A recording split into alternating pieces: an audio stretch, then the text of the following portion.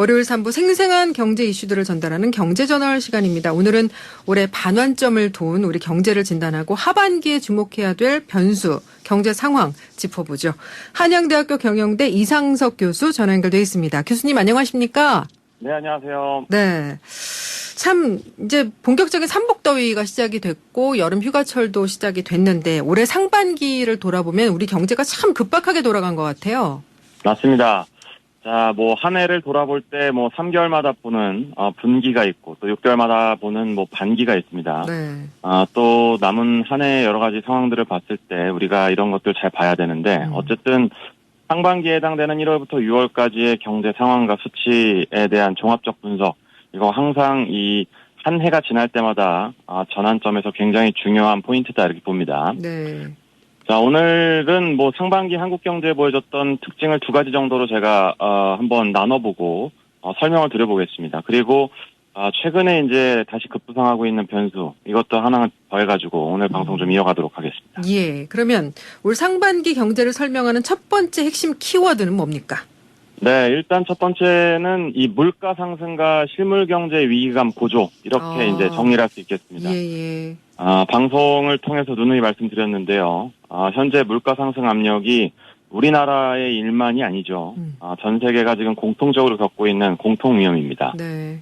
하지만 어떤 나라들에게 더 위협이 될까 이렇게 생각해 본다면 기름 한 방울 나지 않는 80% 정도의 자원 의존을 하고 있는 경제 구조를 가지고 있는 대한민국 입장. 네. 그야말로 역대급 물가 상승 압력과 어려움을 겪고 있는 위기 상황이다. 이렇게 제가 보기엔 정리를 할 수 있겠습니다. 예. 지금까지도 경험했었던 위기들이 몇 번 있었습니다. 보통 유가로부터 또 유가에 의한 그런 물가 상승이 주도를 해왔었는데요. 네. 과거를 살펴보면 1970, 80년대 때 1, 2차 오일 쇼크라든가 또는 걸프전 같은 사태가 아주 대표적이었죠. 네. 당시에는 이 물가 상승의 압력이 유가만 이제 작용을 했었는데 현재는 일단 여러 가지 요인들이 두 가지 정도가 더 더해져 있습니다. 네. 첫 번째는 세계 곡창지대라고 알려져 있던 우크라이나가 침공당하게 되면서 식량과 사료에 대한 공급 부족 현상이 이뤄지게 되면서 여러 가지 물가가 오르게 됐고요. 네. 또한 여기에서 더 큰 문제 중에 하나는 각국의 중앙은행들이 유동성을 조절하기 위한 수단으로서 돈줄을 재기 시작하면서 유가 더하기 식량 더하기 화폐 변수가 조합된 물가 상승 압력이라는 점에서는 기존 위기들과 좀 차이가 있다 이렇게 정리할 수 있겠습니다. 네. 정말 실제로 지갑 열기가 두려운 요즘이 아닌가 싶은데 하반기에도 그렇죠. 이런 물가 상승 추세가 이어지게 될까요? 네. 물가 상승의 요인을 말씀드렸던 것처럼 세 가지로 나눌 수 있다. 네. 그래서 이 고유가로 만약에 한정이 돼 있었던 문제였다면 유가를 어떻게든 조정해서라도 좀 물가를 잡을 텐데 말씀드렸던 대로 아주 복합적이기 때문에 아주 쉽게 잡히지는 않을 것으로 보입니다. 네. 물론 올해 상반기보다 물가 상승이 더 크게 일어나지는 않을 것이다 이렇게 기대를 합니다. 지금 굉장히 상반기에 매를 많이 맞았다 이렇게 보는데요. 예. 일단 하반기에는 러시아와 우크라이나 침공 사태가 좀 매듭이 져야겠죠. 네. 정말 너무 여러 가지 인도적인 면에서도 굉장히 안타까운데요. 이 부분 빨리 좀 해결이 돼야 될 거고요. 네. 그렇게 된다면 국제 식량 수급 문제라든가 또는 천연 가스라든가 또는 원자재 관련 부분들이 좀 풀리게 되면서 아무래도 물가 상승 압력이 좀 줄어들지 않을까 이렇게 봅니다. 네. 한 가지 변수가 좀 있는데요. 네. 이 농작물의 곡창지대 역할을 하고 있기 때문에 씨앗을 뿌리고 추수하는 데까지도 절대적인 시간이 걸리지 않습니까? 그렇죠. 자, 이런 부분들이 분명히 내년까지도 영향을 줄 것이다. 이런 얘기들이 좀 나오는 만큼 현재 상황들을 좀 지켜볼 필요가 있겠습니다. 예. 그러니까 어쨌든 당분간은 물가가 고공행진을 계속할 걸로 보이는데 이렇게 되면은 그렇죠. 한국은행도 금리를 또 추가적으로 올릴 가능성도 높지 않겠습니까? 맞습니다. 그래서 나오는 것이 이제 한국 경제 두 번째 핵심 키워드 전반기에 이 자산 시장의 붕괴 이런 부분을 들 수가 있습니다. 네. 이게 방금 말씀하셨던 한국은행의 금리 관련 정책과 굉장히 큰 연관이 있는데요. 자산 시장의 거품을 꺼트리는 바늘과 같은 역할은 이 한국은행의 금리가 결정한다 이렇게 볼 수가 있습니다. 네. 지난주 13일에 이창용 한국은행 총재가 한국은행이 생긴 역사 이래 처음으로 한 번에 기준금리를 0.5%포인트 인상을 했습니다. 많이들 최근에 들어보셨을 텐데요. 크게 스텝을 가져간다 해서 빅 스텝 이렇게 얘기를 합니다. 네. 금통위 회의 후에 기자와의 간담회에서 물가를 잡겠다. 다른 것들보다도 물가가 더 중요하다. 이렇게 얘기를 하면서 다시 한번 뜻을 내비쳤는데요. 네. 현재 2.25%인 기준금리를 연말까지 3%대로 높일 수 있다. 이런 전망들이 지금 나오고 있거든요. 예. 물가만 보면은 금리를 확 올려서 이제 빨리 잡으면 좋을 텐데요. 문제는 가계대출 비중이 엄청 큰 그런 대한민국의 경제 구조이기 때문에 네. 한국은행에서도 이자가 늘어나는 부분에 대해서 속도 조절을 해야 되는 것에 대해서 굉장히 좀 머리가 아픈 상황입니다. 우리가 얼마나 지금 현재 급한 상황이냐면요. 예. 이 한국은행이 3번 연속으로 금리를 인상한 게 이번이 처음입니다. 그렇죠. 네, 그만큼 전 세계 경제에 있어서 물가 상승 압력이 역대급이다 이런 것을 보여주고 있으니까 어쨌든 뭐 투자 시장에는 굉장히 큰 악재다 이렇게 볼 수가 있겠습니다. 예. 어쨌든 뭐 지금으로선 상황이 좋지 않은데 주식이나 코인 시장은 전망이 어떻습니까? 네, 자 일단 주식과 코인 시장은 자산 시장에서도 부동산 시장을 빼고는 이 두 가지가 굉장히 유동성이 큰 그러니까 사거나 팔기 쉬운 투자 수단이다 이런 점에서 굉장히 큰 차이가 있는데요. 예.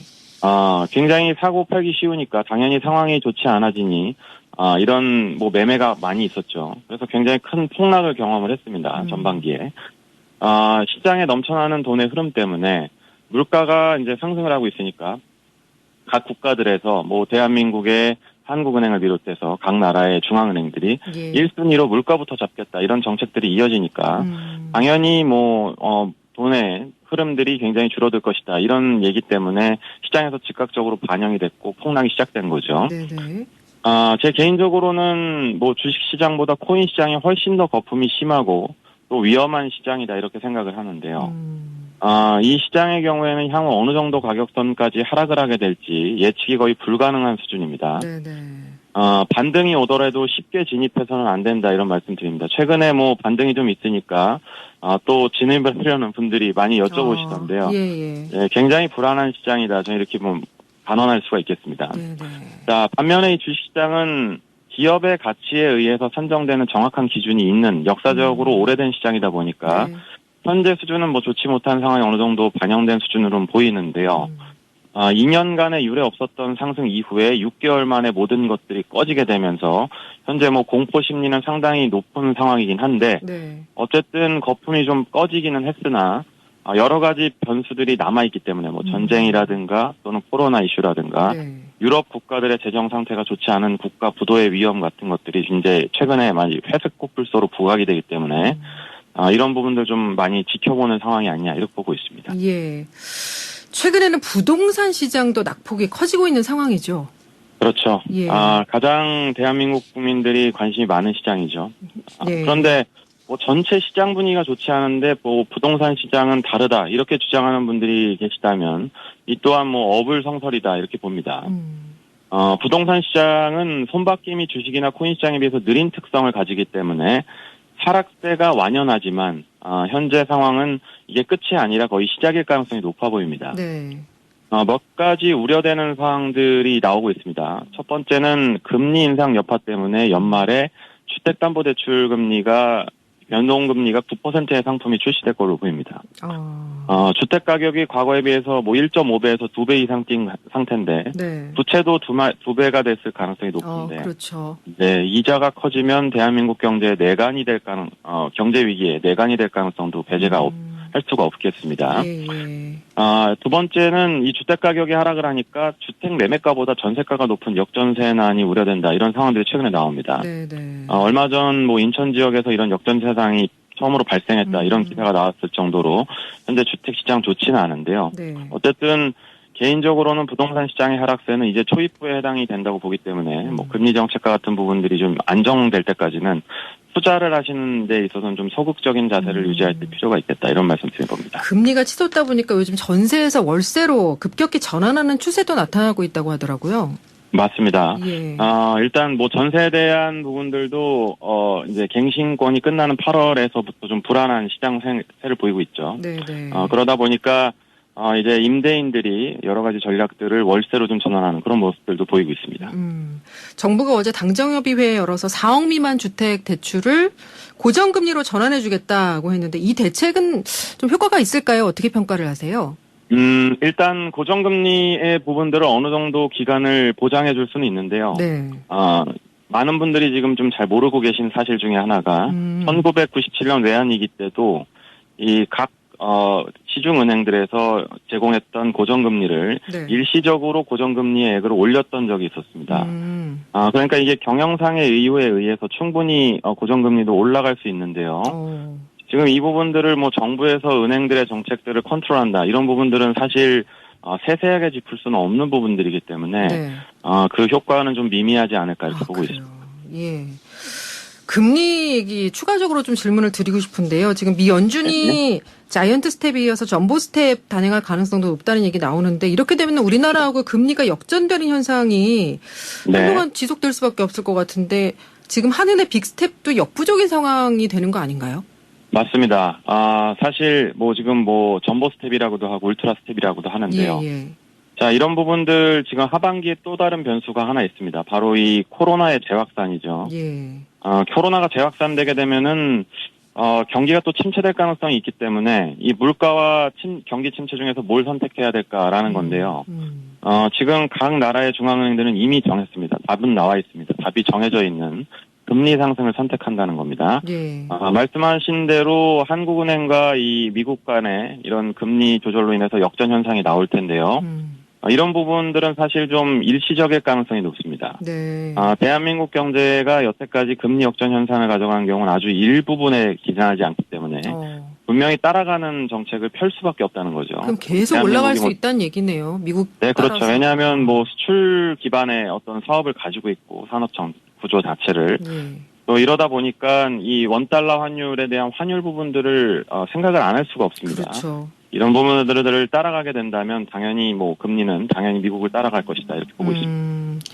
시장에서는 정부와 한국은행이 이제 한미 통화 스와프 재개와 같은 적극적인 환율 정책 내놓아야 된다 이렇게 지적을 하는데요. 어떻게 보십니까? 그렇죠. 이번에 뭐 한미 정상회담 때도 나왔던 얘기인데요. 예. 분명히 뭐 이런 부분들이 공조 형태로서 더 적극적으로 될 가능성이 굉장히 높고요. 예. 사실 이런 부분들이 좀 도움은 되겠지만 중요한 것은 현재 거시경제 상황 자체가 굉장히 좋지 않기 때문에 좀 주의할 그런 구간이다 이렇게 말씀을 드립니다. 예. 제닛 옐런 미 재무장관이 내일 방한을 하잖아요. 이제 추경호 그렇죠. 경제부총리하고 이창용 한은 총재 만난다고 하는데 한미 통화 스와프 얘기 나오겠죠? 네, 분명히 나올 거라고 보고요. 예. 현재 굉장히 급박한 상황이기 때문에 이런 정책들에 대한 협의도 하러 오는 것이다 이렇게 보고 있습니다. 예. 자, 끝으로 올 하반기 경제에 영향을 줄 수 있는 변수 중에 가장 주목되는 부분 어떤 겁니까? 네, 아까 전에 말씀드렸던 것처럼 지금 현재 또 진행 중인 코로나 재확산입니다. 네. 펜타우로스 변이 자체가 굉장히 높은 전파력을 보입니다. 오미크론 변이보다 3배 높은 전파력을 가진다고 하는데요. 예. 보통 이 부분들이 걸리고 나면은 3주에서 6주 후에 사망률이나 중증 환자율이 높아지기 때문에 예. 이런 부분들이 우리 경제에 또 서민 경제나 또는 말단 경제에 어떤 영향을 줄지 굉장히 주목해야 되는 상황입니다. 예. 김상덕님께서 가정경제가 붕괴됩니다. 금리 인상은 대구의 미분양 아파트 심각합니다. 현재 연말 중 경매가 넘쳐날 것입니다. 또 이런 위기감 또 우리 청취자분께서 문자로 전해주시네요. 예. 그렇죠. 예. 알겠습니다. 오늘 여기까지 말씀 나누겠습니다. 교수님 고맙습니다. 네, 감사합니다. 예, 한양대학교 이상석 교수였습니다.